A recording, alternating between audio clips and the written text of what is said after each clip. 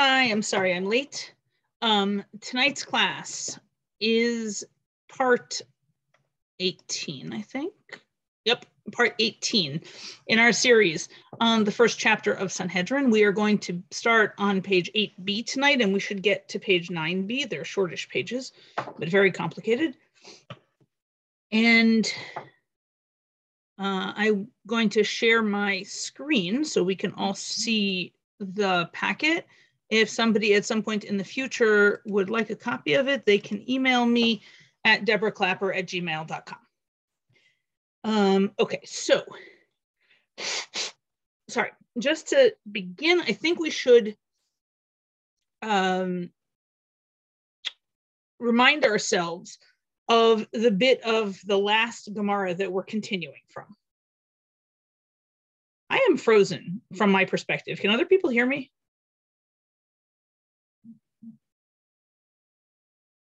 Yes, I can hear you.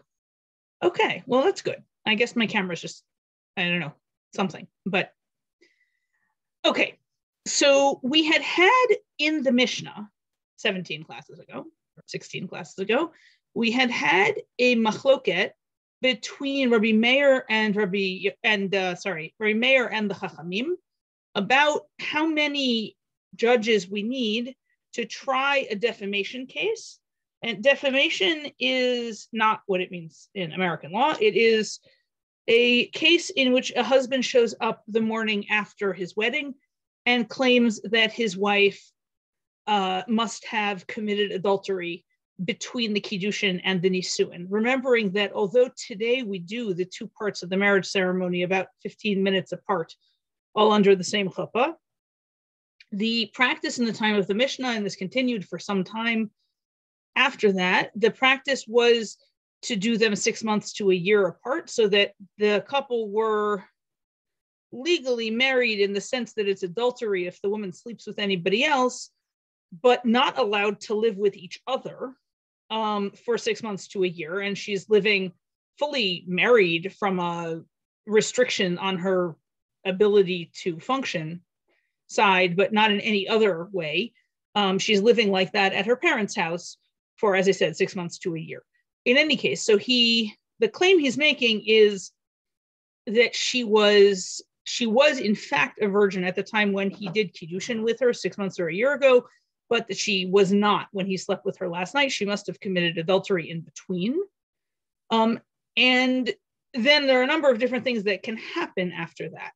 One of them is that the husband could find or bring witnesses to adultery, in which case we may end up putting her to death for adultery. Another is that the husband may bring witnesses who turn out to be lying, in which case the husband is going to owe a fine to the father. Or the husband may fail to find witnesses at all, in which case it may be that we're going to, I was not able to get so much clarity on this. It may be that just on the husband's say so, we are going to reduce the woman's ketubah to a ketubah that she would get if she was married previously. In other words, we'll believe him that she wasn't a virgin, but not believe him that she committed adultery, basically. In which case she loses out financially, but there are no other consequences, except, of course, I guess that she gets to spend the rest of her life married to a jerk. But that doesn't seem to be avoidable here. She's already married to this loser. In any case, the question is, do we begin the case at the point where the husband shows up either with or without witnesses? I think we're, in some of these cases, assuming he shows up with witnesses, and in others, we're assuming he shows up without witnesses, or with only one witness, or something of that description. In any case, at that point, do we begin the case with a court of 3 or a court of 23? And we had a whole 45 minutes worth of ways to interpret that 3 weeks ago before vacation. And now we're going to have a collection of new ways to interpret it. What we are looking for this evening is a set of facts for this case in which there is a dispute about whether or not we need a court of 3 or 23, which is not actually connected to the idea of adultery or the idea of defamation. It would rely on something else in which it happens that Rabbi Meir disagrees about whether something is a capital case, meaning like whether you could put somebody to death based on a particular set of evidence, or whether you need a court of 23 for some other reason. And we would also need there to be somebody else he's disagreeing with who says otherwise. Rabbi Meir is going to have to be the one who says that it's not a capital case. We don't need a court of 23, and there would have to be somebody else who thinks we can, in fact, put someone to death.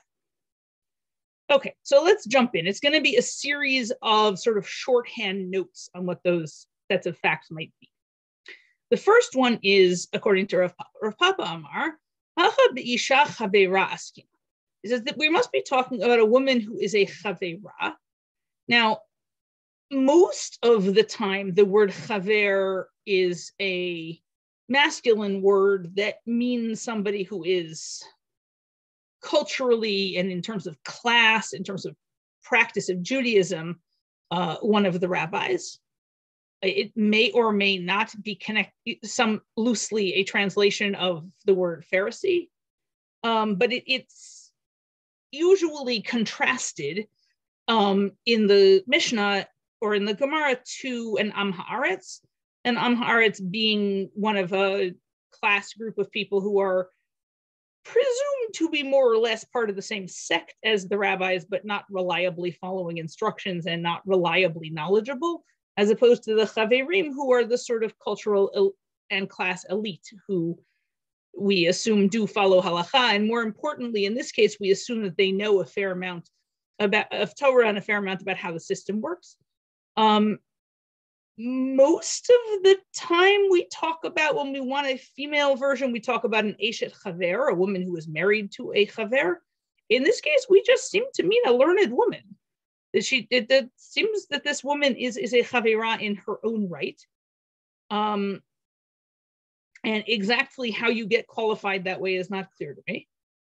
Presumably by having enough learning, enough access to information that we're sure that when you do things in halacha, you're doing them out of a sense of information and deliberateness, and not like just randomly doing stuff because you don't know what you're supposed to be doing.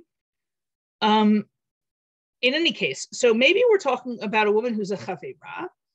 The kamiflage beplugta de Rabbi Yosef bar Yehuda v'Rabbanan, and maybe we are we're disagreeing in the disagreement of Rabbi Yosef bar Yehuda and the Rabbanan, because in the following Breita we have that disagreement. Tanya, Rabbi Yosef bar Yehuda Omer, Chaver eino tzarich hatra'ah. Because Rabbi Yosef bar Yehuda has a position in general, not specifically in an adultery case or a defamation case, but in general, he says that a Chaver can be punished, including put to death, without warning, because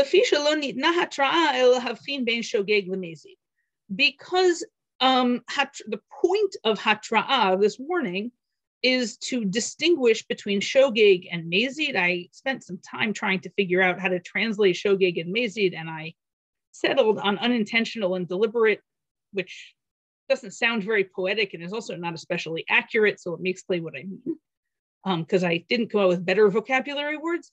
Mezid means you are doing the crime, whatever it may be, on purpose with full knowledge that you're not supposed to do it and what the consequences are, and you're doing it on purpose because you want to do it anyway, even though you know that it's wrong and you're going to die for it and you're completely sane. Now, isn't Deborah, isn't the translation usually intentional?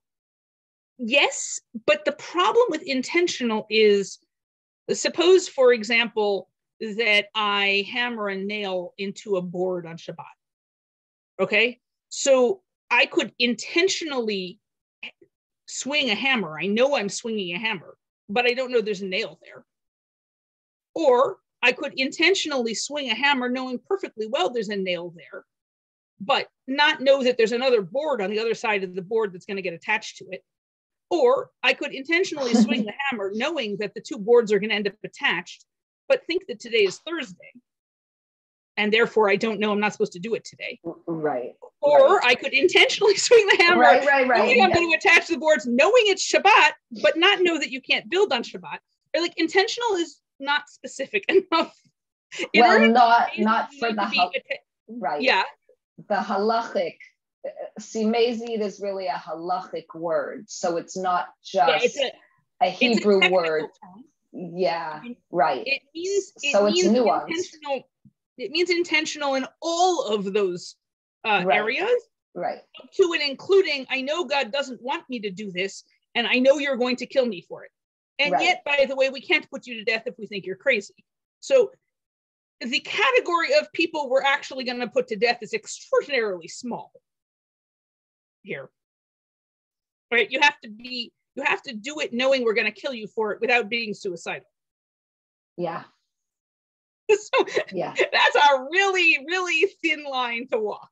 Right. Okay. So on the other hand, shogeg is not somebody who did something by accident. If they don't know what they're doing or they didn't do it on purpose, that doesn't even rise to the level of shogeg. Shogeg is somebody who knows more or less what they're doing, but they're missing some of the details. Right? They know that they're sleeping with Bob, but they think they're married to Bob. Or they know they're sleeping with Bob, they know they're not married to Bob and they're married to Fred, but they didn't know that adultery is forbidden, right? Like they're missing a piece, but they have most of the pieces of the puzzle. As opposed to somebody who's missing, who's like totally not doing this on purpose, doing something by accident, that's going to there are several other categories for those people, which we're not even going to get into tonight.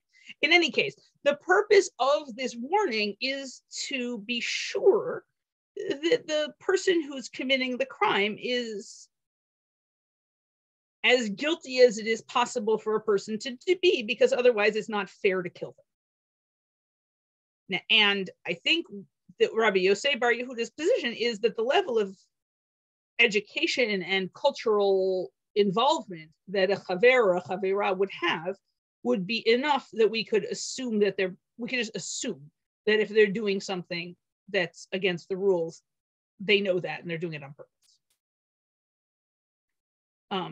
It's not an obvious position though, because it doesn't, being a chaver does not necessarily, for example, mean that you remember what day of the week it is.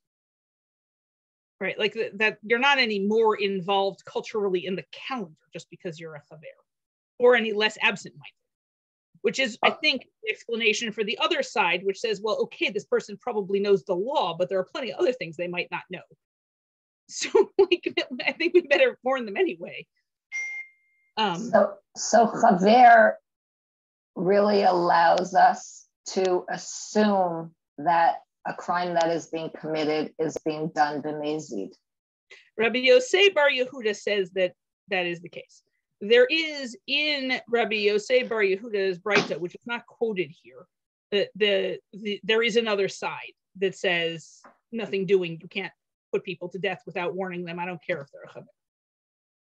Right, and then the machloket about whether this is a capital case or not would be between Rabbi Meir saying, well, like the guy's got witnesses to adultery, but these witnesses are never going to be able to put her to death because there was no hatra'ah. So we don't need a court of 23. The capital case isn't going to get off the ground. We could talk about the financial case, but like there's no capital case here. And the Chachamim say, you know what, we rule like Rabbi Yosef Bar Yehuda, and we might decide that this is a legitimate capital case and put someone to death. So we need a court of 23.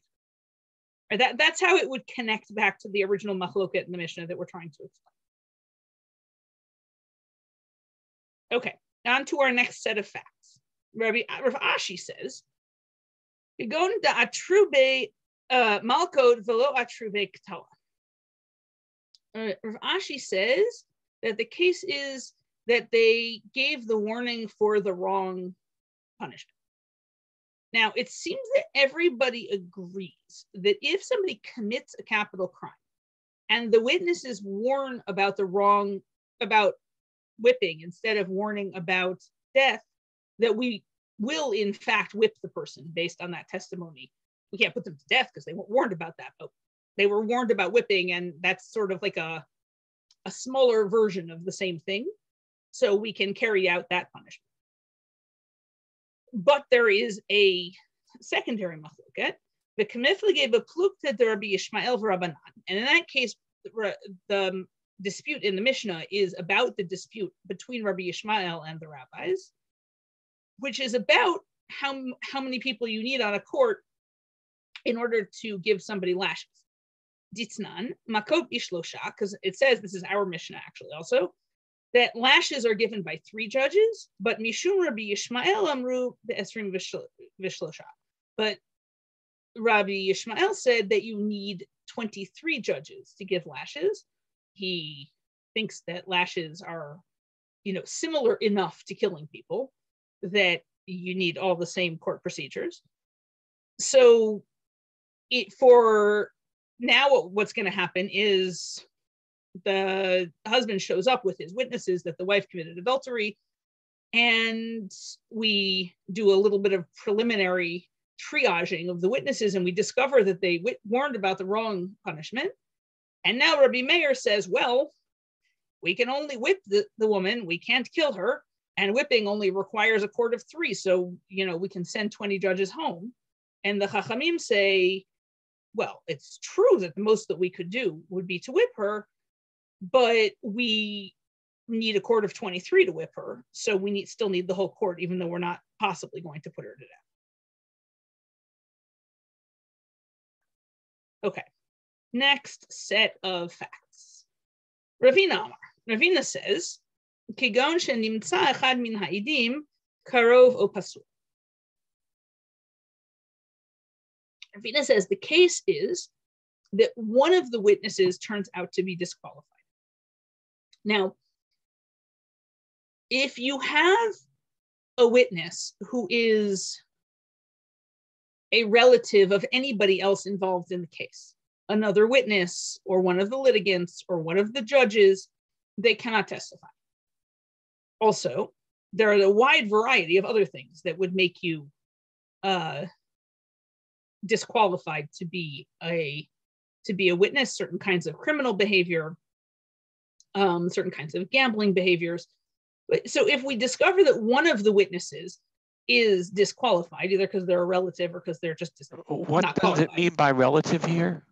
It means a relative of one of the other characters in this drama. Probably not of the other witness, because then it wouldn't be disqualifying only one of them. Although that would disqualify them, but I don't think it. How close a relative? Okay, Jews are organized in clans, and people are often near third, fourth cousins. Good. So first degree relatives are certainly out on a Torah level. Your parent, father and son, brother and brother. But second degree relatives, I think, are also out on a Torah level. A nephew with an uncle, the grandson with a grandfather. And when you go out a level further, I think they're only disqualified rabbinically, and eventually you get to people who are actually allowed to testify together. But you'll notice that most of human life happens in the presence of somebody's relatives. Like, people live with their families. And if you're living in a small town, many of the people you happen to run into on the street may also be your relatives. And so we'll get to, in a second, how anyone is ever supposed to testify to anything if you can't testify with a relative of any of the other characters in the case. But for right now, let's just say that the husband shows up with his witnesses, and one of the witnesses turns out to be the brother of, say, the adulterer or one of the judges. Let's go with that for right now. Okay, so there is that witness is definitely disqualified. But let's suppose for a moment that the husband showed up with 3 witnesses. We only need 2 of them. We've only disqualified one. The question is whether we're going to accept the testimony of the other two. Okay, so now let's go back into the Gemara for a second, and hopefully it will make sense. The Kamifa gave a pluk to the Rabbi Yosef, Rabbi Aliba the Rabbi. And they're disagreeing about the disagreement of Rabbi Yosef and Rebbe, who are in turn disagreeing about what Rabbi Akiva meant. Okay, so we're going to go through several layers even to get to this disagreement. Because first we have to find out what Rabbi Akiva meant, and then we have to figure out what he said, rather, and then we have to figure out what the dispute is about what he meant. So we will come back to our disqualified witness, but first let's go find out what Rabbi Akiva said. Excuse me, this not. As it says in the Mishnah, Rabbi Akiva Omer, Lo bashlishi elal hachmir alav lasot dino keyotzei be'el. Rabbi Akiva is talking about a pasuk in Devarim 17:6, which I should have had my Tanakh open already, in which, and there's a very similar pasuk in Devarim 19, which I suppose he might be talking about instead. I don't think for our purposes it makes any difference. We will use the one in 17:6 because that's the one that Rashi on the Gemara quotes. And I'm in the Midbar, which explains why I can't find the pasuk.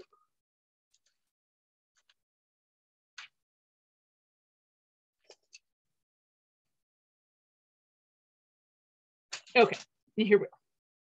And the verse says, Al pi shnayim edim o shlosha edim yumat hamit, lo yumat al pi ed echad.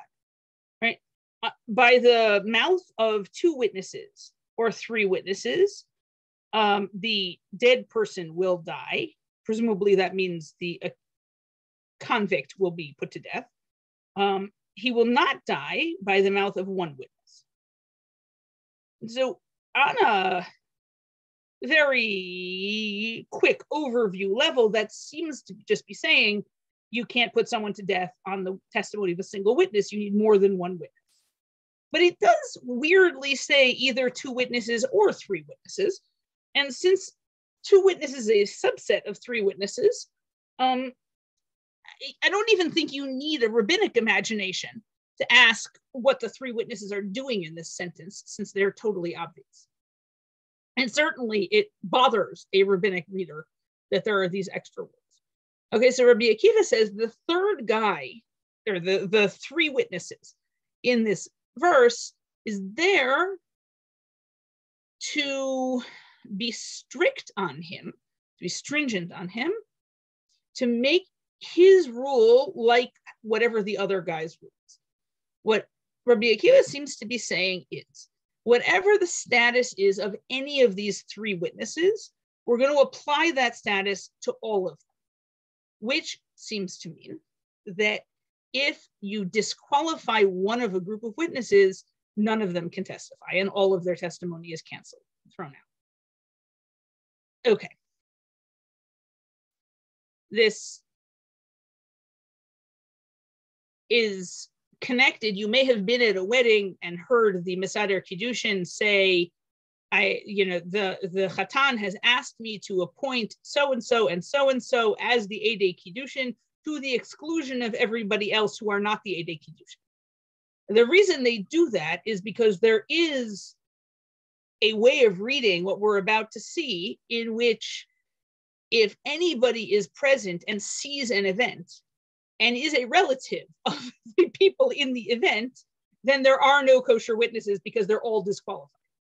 Now, it seems extremely strange to suppose that it wouldn't be possible to get married with your relatives present.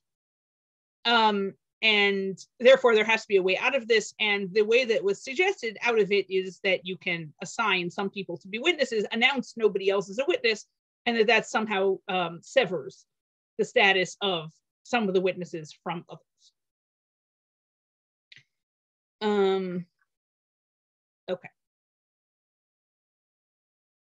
Now Rabbi Akiva is still talking, and he goes off on a little bit of a tangent that's not connected to our Gemara, but as usual, the Gemara quotes all of what Rabbi Akiva said, even though it's some of it not relevant, so that we can, get it in here and talk about and mention it too. Im kain, anashat katuv et hanitpal over avera over avera. So in that case, it seems that the Torah is punishing accessories to crimes, or people actually sort of bystanders of crimes, as if they had committed the crime themselves. Right? And you might say, well, Deborah, you didn't say they were punished. You just said they were disqualified. But it will turn out that if you suppose you have 3 witnesses who testify to a capital crime, they testify that they saw a murder at a particular time, place, date, and then they get made edim zomim, right? Another pair of witnesses come and says, well, you couldn't have been there at that time because you were with us somewhere else. So now we're going to put to death the first set of witnesses because they tried to kill somebody. It seems that Rabbi Akiva is saying that we're going to put to death all 3 of them, even though one of them is arguably unnecessary. They could have carried out their conspiracy to kill the suspect without the 3rd witness.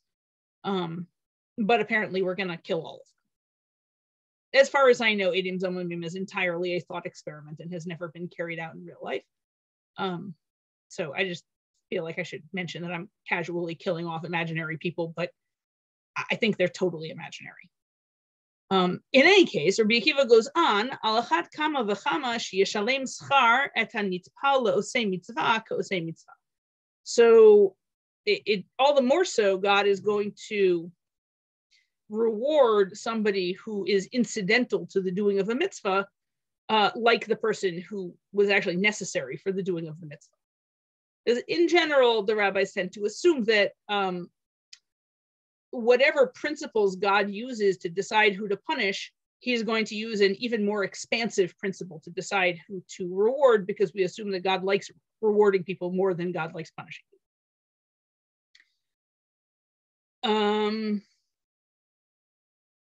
Okay. Uma shnayim nimtza echad mehen karov pasul edutan tela. And just like if you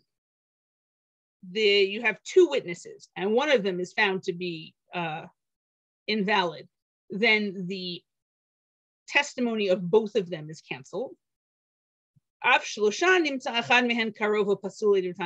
Likewise, if you have a set of 3, according to Rabbi Akiva, then if one of them is rejected, we're going to reject the whole testimony of all 3 witnesses. Rabbi Akiva is still talking. We still haven't gotten to the end of him. And Rabbi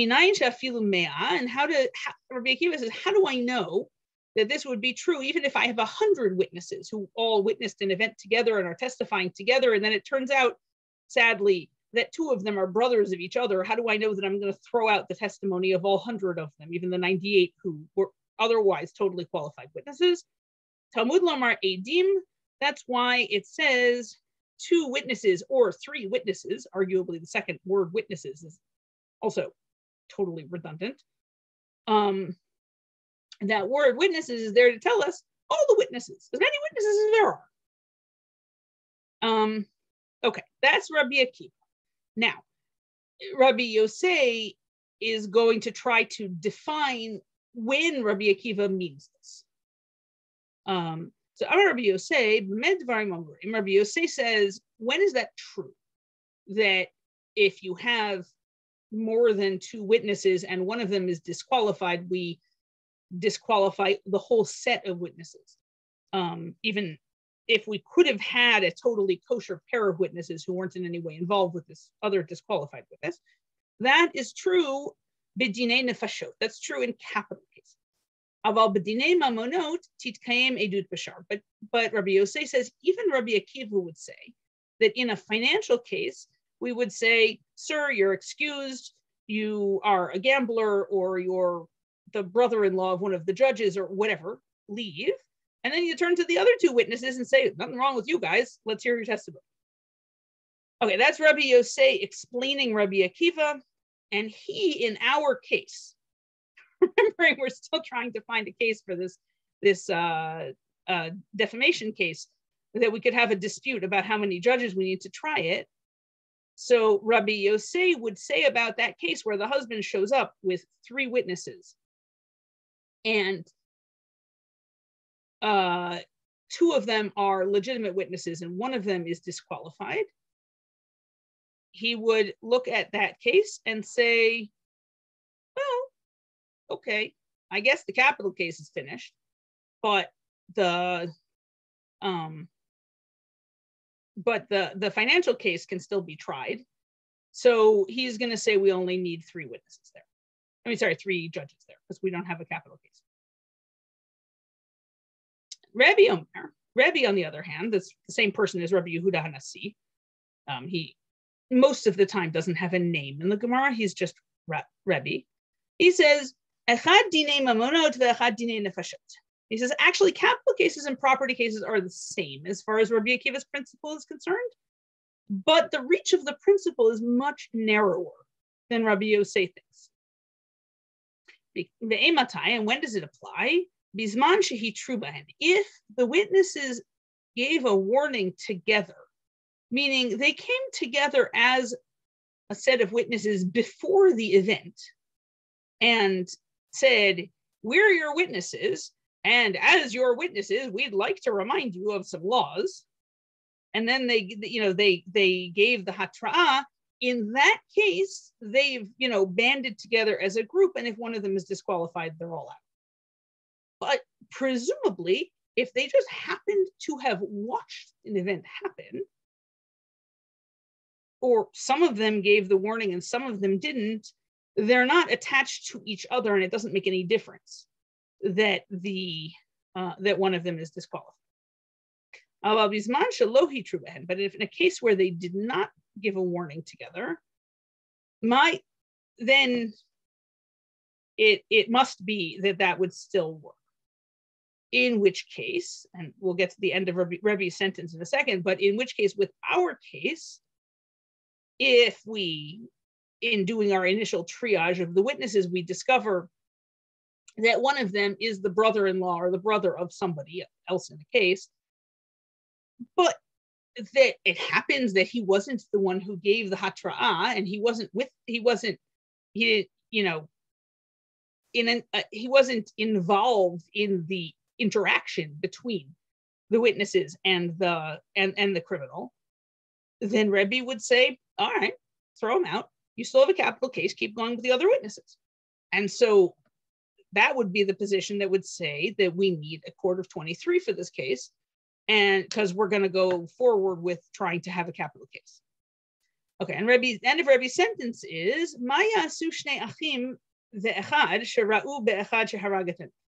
otherwise, what will happen when 2 brothers happen to both be present when someone commits murder? What, you're going to get away with committing murder anytime you can happen to have 2 relatives present at the same time, because having 2 relatives present is going to prevent anyone else who's present from ever testifying about it? That would make it pretty, it's already pretty hard to meet our standards of evidence, but that's over the top. Even by our standards, that's over the top. And keep in mind that most crimes are probably committed in the presence of a relative of either the criminal or the victim, right? That's where most things in life happen, is in the presence of somebody's relatives. So that would be a very, very bad plan for court procedure, Rebbe says, if just the very presence of a relative of the victim would mean that the criminal can't ever be convicted. Okay. Now, next set of facts to possibly be our machlok. Or maybe, kigon shehi truba achirim v'lo hi truba edi.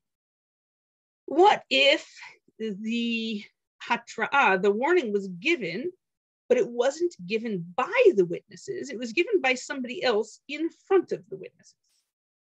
So suppose that you have 2 kosher witnesses who definitely observe this crime, etc., but say the hatra'ah was, given by the victim in the hearing of the witnesses. So in that case, the kamifla gave a plukta to Rabbi Yosef Rabbanan. In that case, we come to the disagreement of Rabbi Yosef and the rabbis. Ditznan, Rabbi Yosei Omer, Leolam Eino Neherag Ad Sheyu Pi Edav Matrin Bo, Shneimar Al Pi Shnayim Edim. It says in a Mishnah, not as far as I know our Mishnah, Rabbi Yosei says, you can't ever put the suspect to death unless the suspect was warned by the two witnesses who are testifying about the case. Because the pasuk that we just read, Devarim 17:6, says you kill somebody on the mouth of two witnesses. Now, it's fairly easy to read that as an idiom, meaning according to the words of, but Rabbi Yosei doesn't want to read it abstractly. He's like, it says the mouth of the witnesses. So, we better be killing him because of something that came out of the mouths of the witnesses. So he says the witnesses, and sounds in fact like both of the witnesses, have to have warned them. On the other hand, there is another position that says it doesn't make any difference who gave the warning. If the purpose of the warning is just, as we saw before, to distinguish between shogeg and mazid, then as long as we're sure that the suspect had all of the information they needed to make a responsible decision, and they still chose to commit the crime, then according to this other position that's not Rabbi Yosei, we don't really care where they got the information from, as long as they had it. And so Rabbi Yosei is going to say, there's no capital case here. You can't kill somebody if the witnesses didn't warn them. The witnesses didn't warn them. This is a financial case. You only need 3 judges. And the other side is going to say, there was a warning. Hey, we've got witnesses to a capital crime with a warning. There's a chance that we're going to put someone to death here. This is a capital case. We need a court of 23. Because that also gets us what we need. It turns out there are a lot of ways to get to a dispute about whether this case needs 3 judges or 23 judges. And we're not done. The next one, alternatively, kigon de'it kechush b'dikot v'lo it kechush b'chakir. When you interview the witnesses, you ask the witnesses 2 different kinds of questions. And the witnesses are interviewed separately, not together. When you interview the witnesses, the first kind of questions that you ask are the chakirot. The chakirot are questions that you actually need that information in order to convict. What happened? When did it happen? Where did it happen? Who's the person you saw doing it? All of those things, without that information, you simply cannot convict, because you need to know that a crime happened and this person did it, and it has to be falsifiable. So you need to know when and where it happened, so that if it turns out these guys were actually at Walmart going grocery shopping during that time, somebody can catch them in their lie. Those are the chakirot. If the witnesses do not answer the chakirot, or they disagree with each other about any of the answers, everybody agrees there's no case. It's just over. That the testimony fails. Then there are another set of questions called the b'dikot, which are questions that are asked in order to sort of get a feel for whether these guys are telling the truth or not, and how well they remember the situation and that kind of thing. But the questions themselves are not specifically important. We don't actually care what color the wallpaper was on the wall of the room in which the crime was committed. We don't actually care whether it was sunny or cloudy while the crime was committed. Right? Like these are questions that are just trying to get a sense of whether this person has a complete story and they're telling a coherent story. And those questions, if the witness says, well, actually, I have no idea what the answer to that question is, that's fine. You just go to the next question. And if the witnesses both answer the same question and they give different contradictory answers, then there is a machloket, there's a dispute whether the testimony goes forward. Okay, so in this case, we have witnesses who contradicted each other on the bidikot, but did not contradict each other on the chakirot. And here, I think we're going to have to say that at this point in the trial, we've already actually begun the formal trial. This can't be before the trial starts because we've already been interviewing the witnesses in court. And so we must be trying to, we've already begun somehow, and now we're trying to decide how many judges we need to finish the case. So this is not as good a set of facts as the previous one. It does not fit as well with the wording in the Mishnah, but it's still a cool case. So, whatever. So, and they would be disagreeing about the kamiflage beplugta de Ben Zakkai v'Rabbanan. They would be disagreeing about the disagreement between Ben Zakkai, Rabbi Shimon Ben Zakkai, and the rabbis. As it says, Ditznat, Maaseu badak Ben Zakkai be'oktzei tzein. There is a Mishnah that says that Ben Zakkai once interviewed the witnesses about exactly what size the stems were on the figs on the fig tree above where the crime was happening, right? The crime, whatever it was, happened underneath a fig tree.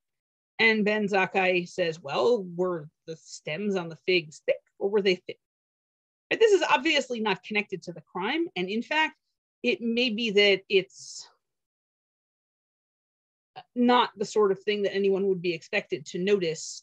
And he is hoping to catch them in a contradiction because he is hoping that he suspects that they're lying and they're just making stuff up. And this is the kind of question that a truth teller would say, why would I look at fig stems?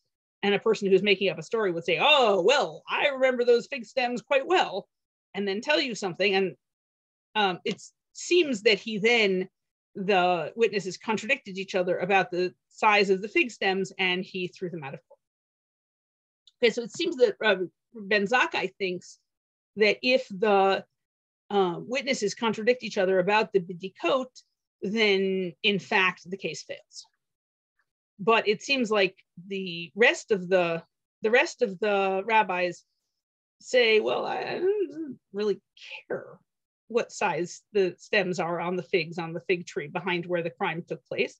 So I don't really care whether the witnesses contradict each other about that because, it's not part of the case. It's just not relevant. And so if that's the situation we're dealing with here, then Ben Zakkai would say, well, we no longer have a capital case because these witnesses contradicted each other about the bidikot. And so he would say we only need 3 judges from here on. And the other side would say, nope, the case is basically the same as it always has been. Let's finish trying the case. We still need 23. As I said, that one is a less good explanation of the wording in the Mishnah because it's obviously already toward the end of a case which actually happened already. In the Mishnah, it sounds like you're talking about how to start a case that didn't take place yet. All right.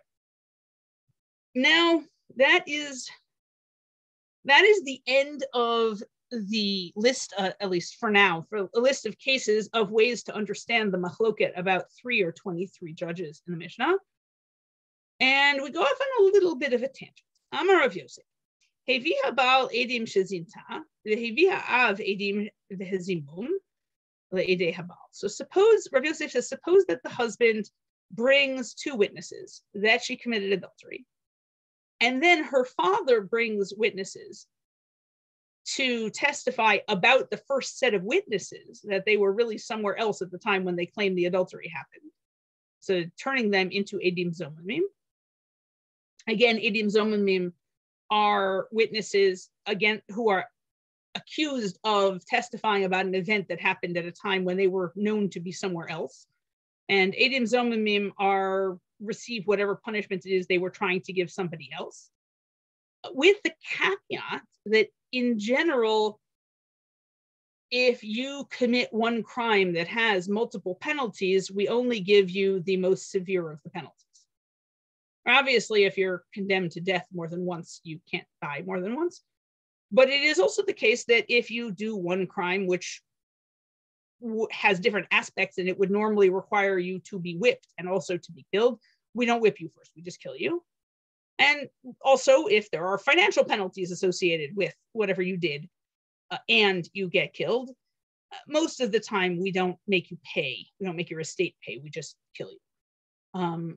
that depends on whether they're really the same crime or not. If you committed an offense against more than one person and you owe the money to one person and you're being killed because of something you did to somebody else, that's different, which is what we're about to get to.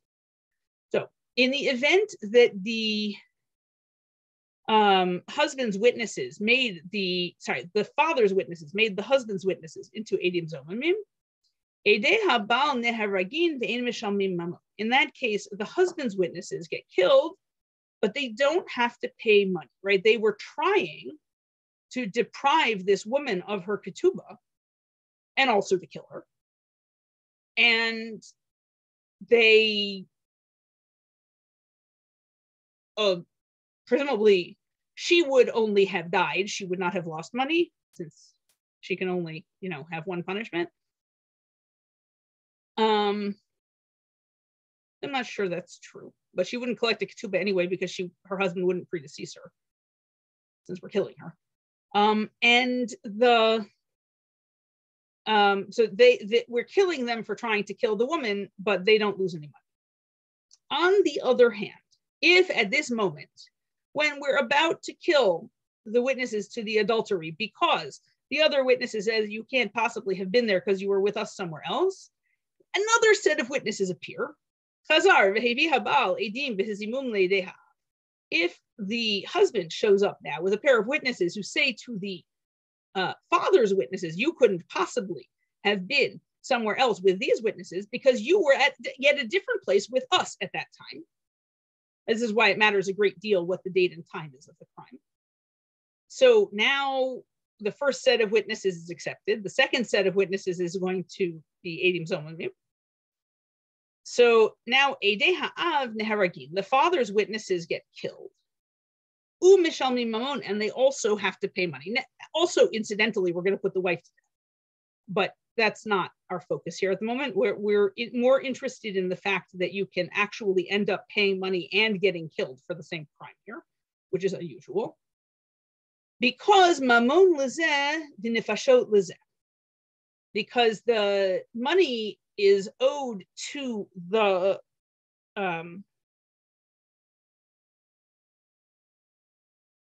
money is owed to the husband. The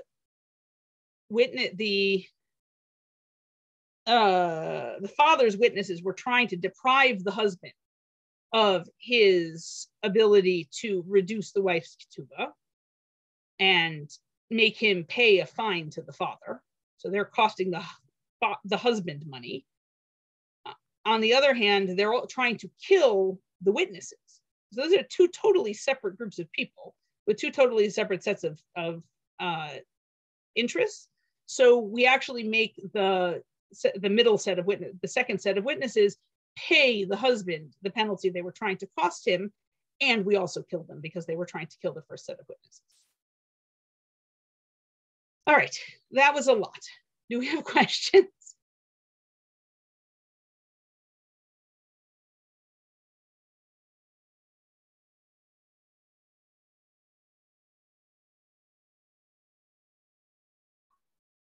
I need to review it before I can ask you more questions. Okay, yeah, it was very complicated. There's a lot of information here. Yeah. People are welcome to send me emails if they want to.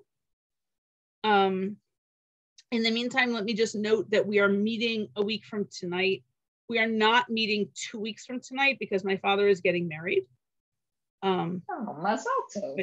Mazel tov. Thank you. So, nice. What? Very nice. Thank you. There aren't that many people who get to go to their parents' weddings. And there are, as far as I can tell, extremely few people who get to go to their great-grandfather's wedding. So I'm very looking forward to my grandson being at this wedding. It's going to be fun. Wow. Anyway, but we will meet next week. Okay. And if you have questions and you want to send them to me, I can even try to answer them on video next week. If that seems like okay. Okay, thank you guys very much. And I have a wonderful week.